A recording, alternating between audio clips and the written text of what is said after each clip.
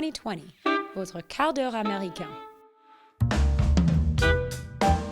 Bonjour à tous, Antoine Boyer, je suis ravi de vous retrouver. Vous écoutez 2020, le podcast Made in America de l'AFP. Bienvenue. Comme chaque semaine, on plonge ensemble dans le grand bain de cette présidentielle américaine. Au programme cette semaine, la campagne de toutes les surprises et le comeback de Joe Biden. By the way, that is a lot of fake news back there. That's a lot. That's a lot.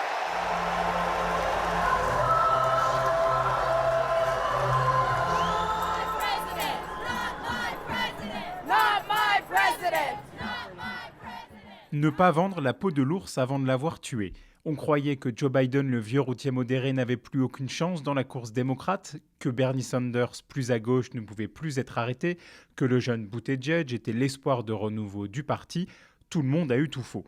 Il y a même moins de suspense sur les routes du Tour de France que sur le chemin de la Maison-Blanche. Petit journal express de la campagne. Joe Biden, ancien vice-président de Barack Obama, était donné pour mort dans l'arène électorale. Ses mauvais résultats dans les premiers scrutins des primaires démocrates l'avaient assommé, trop âgé, représentant de l'ancien monde, peu convaincant dans les débats. Il ne faisait rêver personne. Mais l'ancien sénateur a gagné en Caroline du Sud, puis dans 10 des 14 États qui votaient lors du Super Tuesday, jour décisif de la campagne pour les primaires.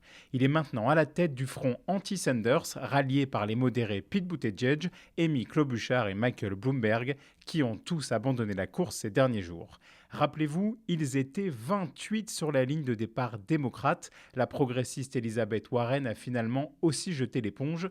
Place désormais au duel Bernie Sanders-Joe Biden. Nous sommes bien vivants, lance Joe Biden d'un ton combatif à une foule exaltée le soir de sa victoire. J'ai demandé à Benjamin Haddad, directeur du programme Europe au think tank Atlantic Council à Washington et observateur de la vie politique américaine, de m'expliquer cette remontada fantastique de Joe Biden. On a vu Joe Biden qui a complètement renversé la dynamique de ces dernières semaines. Le favori était Bernie Sanders qui représente plutôt l'aile gauche, socialiste, plus populiste du Parti démocrate. Et avec Joe Biden, au fond, c'est une forme de revanche de l'establishment plus modéré, plus centriste de ces démocrates. Il a bénéficié non seulement du soutien des minorités, notamment en Caroline du Sud, les populations africaines-américaines qui sont proches de Joe Biden, qui lui ont permis de reprendre cette dynamique, mais aussi du retrait et du soutien de plusieurs personnalités comme Pete Buttigieg ou Amy Klobuchar qui lui ont permis de renverser, ce qui place maintenant Joe Biden comme vraiment le favori de cette investiture démocrate. Joe Biden, c'est une personnalité connue du paysage politique américain.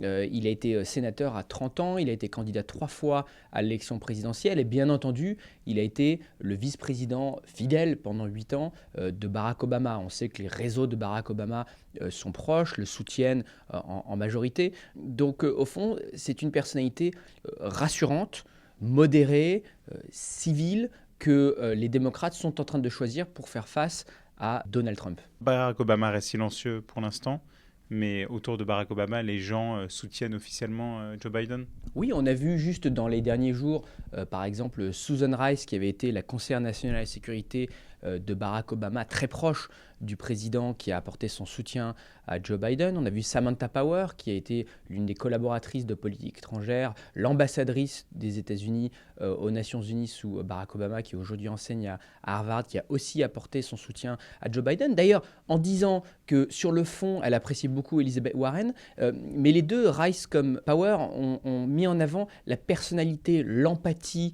la gentillesse de Joe Biden, qui est vraiment vue, au fond, comme en creux l'alternative à la brutalité des années Trump. Chaque fois que je le vois à la télévision, il a un sourire sur le visage. J'aime vraiment ça chez lui. Je dirais pas que cela a joué un rôle vraiment important quand j'ai voté pour lui, mais j'aime ça. Ça me manque un peu de voir le président sourire. Comme en témoigne Scott Gale, supporter de Joe Biden, l'attitude, la proximité du candidat avec les gens, son côté proche des électeurs, tout cela semble séduire et inspirer confiance.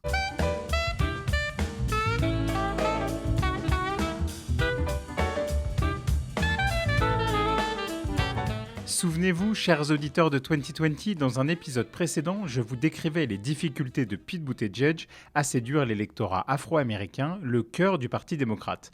Eh bien, Joe Biden, c'est sa force. En Caroline du Sud, 61% des Noirs ayant voté ont choisi l'ancien bras droit de Barack Obama. Pourquoi Joe Biden séduit-il autant cet électorat ?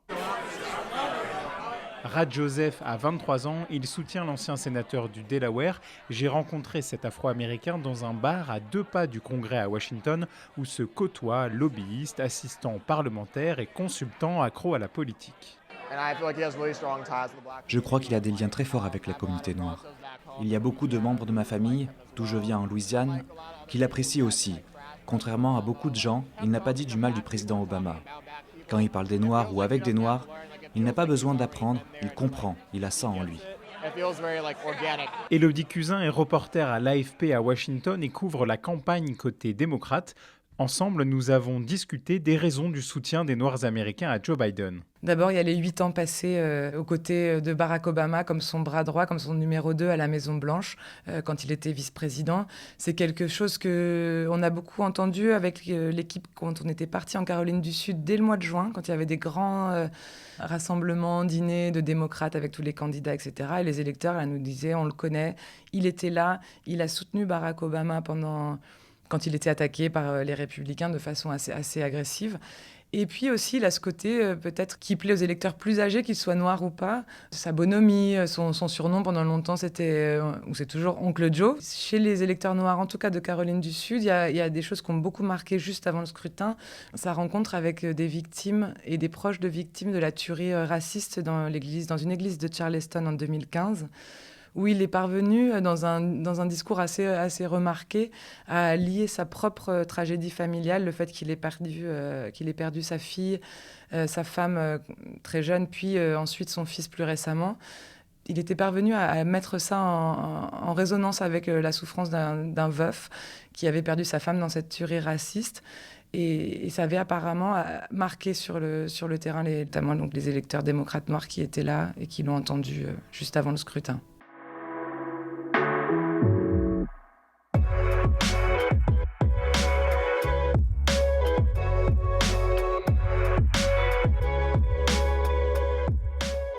Maggie Kinney a 33 ans, je l'ai rencontrée dans ce même bar de fanat politique à Washington. Elle décrit très bien son soutien à Joe Biden, un mariage de raison loin de la passion. C'est le candidat qui rassemble le plus de gens.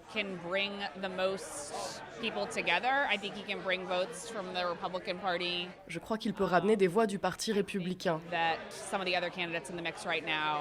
Je crois que d'autres candidats dans la course en ce moment vont repousser des personnes qui s'identifient démocrates centristes.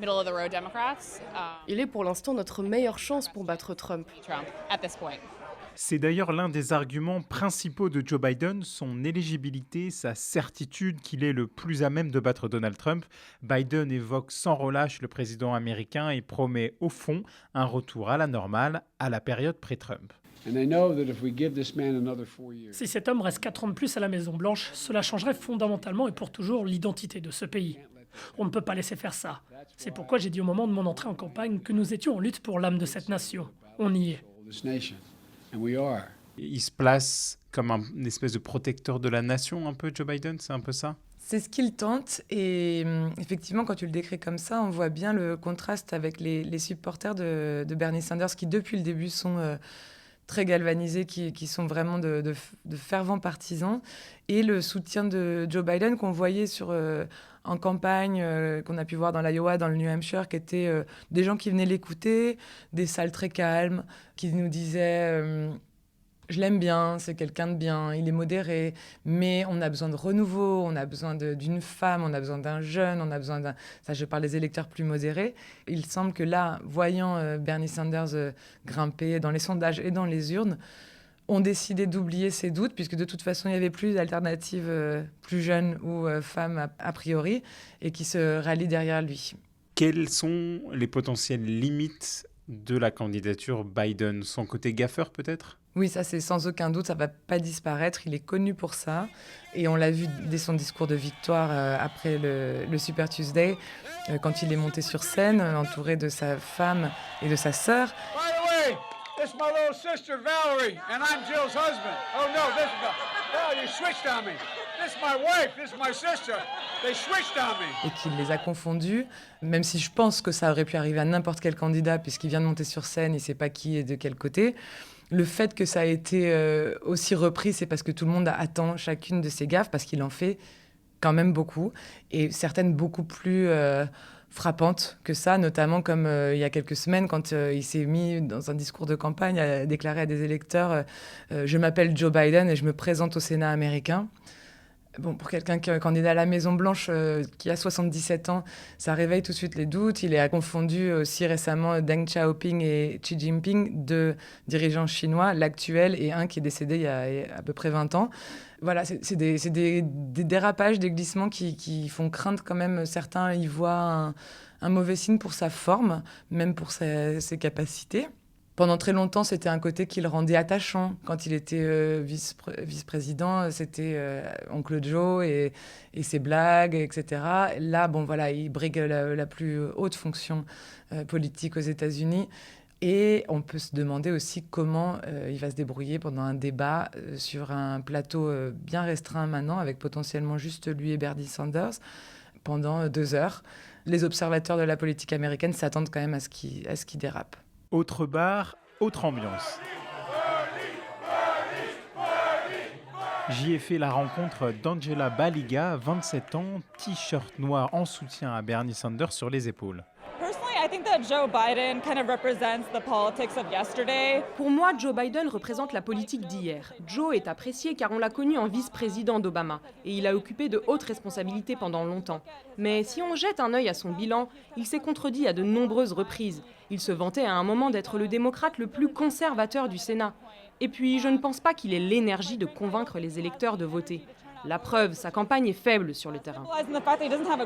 Bernie Sanders, c'est la politique de demain. Il a des jeunes impliqués derrière lui, un nombre impressionnant de jeunes. Il a une campagne de terrain massive, elle est financée par des millions de petites donations. C'est ce dont nous avons besoin pour changer ce pays. Donc je crois qu'on doit aller de l'avant avec Bernie Sanders. Les progressistes reprochent notamment à Joe Biden son soutien à la guerre en Irak et certains de ses votes controversés sur le droit à l'avortement. Lui, ce qu'il dit, c'est qu'il a été pendant des années sénateur, qu'il a pris des décisions, qu'aujourd'hui, il prendrait peut-être des décisions différentes. Il essaye d'inscrire ça sur la durée. Il essaye de retourner cet argument aussi en se présentant comme quelqu'un qui a une longue expérience, qui a pris des décisions et qui pourra du coup être en capacité d'en prendre s'il se retrouve dans le bureau ovale. Si j'ai retenu une chose de ce début de campagne, c'est son côté grand 8 émotionnel. Rien n'est joué et tout va très vite. Bernie Sanders n'a clairement pas dit son dernier mot. Bernie Sanders peut encore gagner, puisqu'il reste encore la majorité des États qui doivent se prononcer. Il sera compétitif, notamment dans la ceinture rouillée, dans des États comme le Michigan ou l'Ohio, où son discours populiste sur les questions économiques peut résonner auprès de la classe ouvrière. Il reste encore des très grands États comme New York qui doivent encore se déterminer. Il faut être prudent. Il y a quelques jours, on avait enterré la campagne de Joe Biden. Aujourd'hui, clairement, on voit une dynamique inverse. Quel que soit le gagnant, il devra composer avec l'autre aile. Ce sont deux électorats différents, de tempéraments différents, évidemment beaucoup plus combatifs et clivants dans le cas de Bernie Sanders, beaucoup plus rassembleur et poli dans le cas de Joe Biden. Mais Joe Biden, s'il l'emporte, devra forcément être capable de parler à cet électorat qui considère que l'establishment du Parti démocrate l'a abandonné, ne l'écoute plus, est tenu par des logiques financières. Joe Biden devra urgemment vraiment mobiliser cette base s'il veut pouvoir galvaniser son électorat et l'emporter face à Donald Trump en novembre. Malgré un peloton marqué au départ par une diversité record, le sprint final de la course démocrate se jouera entre Joe Biden et Bernie Sanders, deux hommes blancs de plus de 75 ans.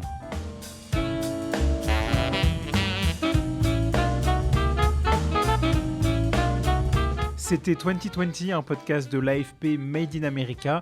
J'espère que vous avez passé un bon moment. Un grand merci à toutes nos équipes à Washington et à Paris qui nous aident à réaliser ce podcast. Pour ne rien rater de cette aventure présidentielle, une seule chose à faire, abonnez-vous à 2020 sur votre appli de podcast préféré. Vous voulez qu'on enquête sur un sujet, qu'on approfondisse une thématique, écrivez-nous sur Twitter à @AntoineBV, c'est le nom de mon compte, ou sur mon adresse email antoine.boyer@afp.com. Retrouvez-nous aussi sur les comptes Twitter AFP USA et AFPFR. À vendredi prochain, américanement vôtre.